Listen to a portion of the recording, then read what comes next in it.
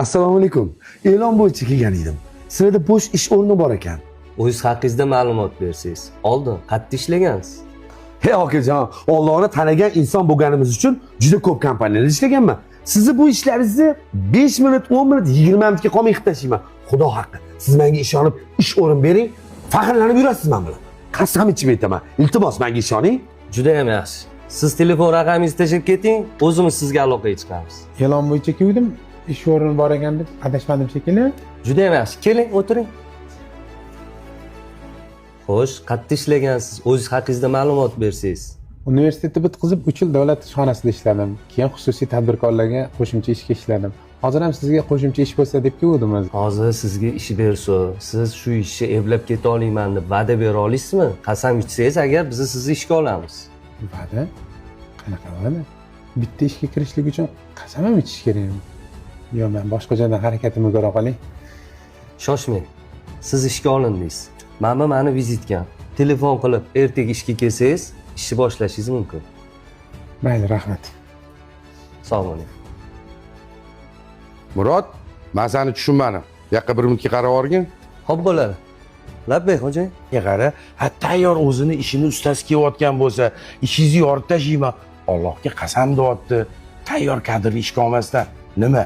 Tanish bilishchilik qilib, xolayini yo ammangning o'g'lini ishga olsanmi? Xo'jayin, meni noto'g'ri tushunib qoldingiz. Bu odam yolg'onlariga ishontirish uchun Allohni qo'shib, yana kamiga 10 marta qasam ichib tashadi. Murod, xafa bo'lma.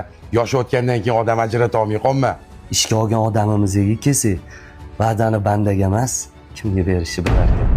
Bu dunyo ishlari uchun qasam ichmas ekan xo'jayin. Aslida mana shu joyga sen loyiq ekansan. Men endi qarichilik gashtini so'raman. Men senga ishonaman. Men sen bilan faxrlanaman.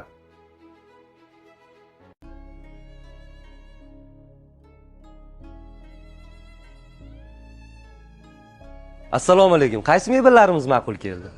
Voy, mebellaringlar hammasi zo'r ekan-ku. Sizlarda nasiya savdo ham bormi? Hozir adamlarda, xo'jayindan so'roqi 1 minut. Polvon, adam ichkaridami? Bor, chaqir tez mijoz keldi. Shef, sizni chaqirishyapti. Avvalda men o'zim qoraman.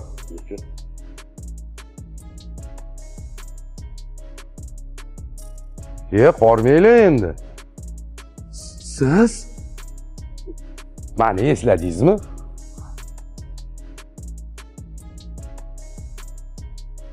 Assalomu alaykum. Keling. Tinchlikmi? Alaykum assalom. Botirjon, siz bo'lasizmi? Ha, men bo'laman. Gapni indallosi, o'g'lim singlingiz bilan bitta o'qishda o'qishgan ekan, bir-biriga ko'ngil qo'yishgan ekan. Endi ayolim o'tib ketganiga ancha bo'ldi. O'shanga o'zim eshigingizni taqillatib, qulchilikka keldim. Men otamsiz, onamsiz o'stirgan, ko'z qorachig'imdek asragan singlim haqida gap ketyaptimi? Bitam eshigimni taqillatib kelsa, singlimni berib olishim kerakmi? Boboy, tengi bilan, tezak qopi bilan degan gap bor. Mayli ukam, singlingiz baxtini bersin.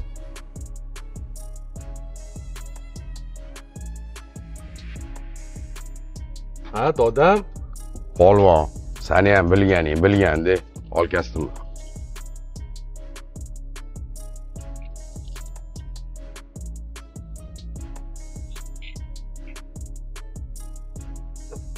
Men bor uzr.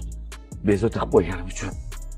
To'xtang, ukamiz tanlagan hamma mebellarni upakovka qilib, uyiga dostavka qilib berlaring. Bizning mebel magazinimizda to'yana bo'lsin, xo'pmi? Kechir olsangiz, meni kechiring. Men bor uzr so'rayman. Katta rahmat sizga. Odamni tashqi ko'rinishiga qarab baho bermang. Ha, aytgancha, bu meni o'g'lim Murod bo'ladi. Omon bo'ling. Polvon, yur.